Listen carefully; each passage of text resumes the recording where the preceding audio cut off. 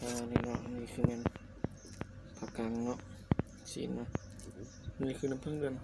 6ทำให้ส่วนผสมเสียบใหญ่ไก่เราบำรุงไก่แข็งเกลือเนาะ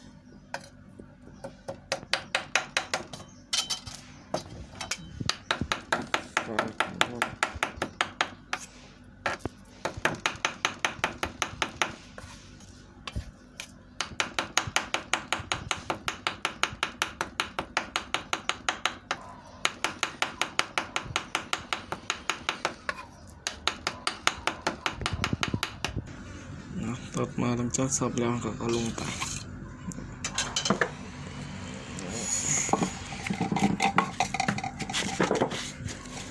ยาวเลยนะโอ้ยครับ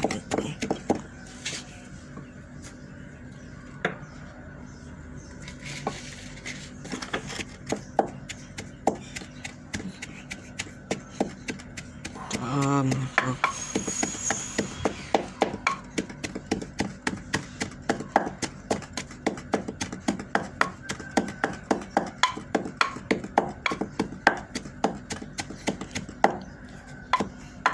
ส่วนผสมมีห่อสิงไข่มีเครือข้าวหอมขมิ้นปลาตัวสุกตัวดิบเนาะปลาเนาะปลาน้อยดีที่สุดเนาะแล้วก็คาดบ่ได้มันน้ำผึ้งเดือน6มีบ่ได้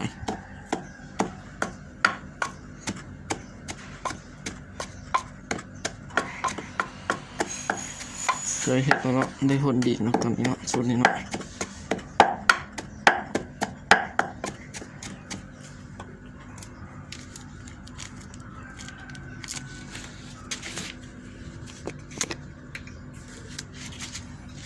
ใส่ฟู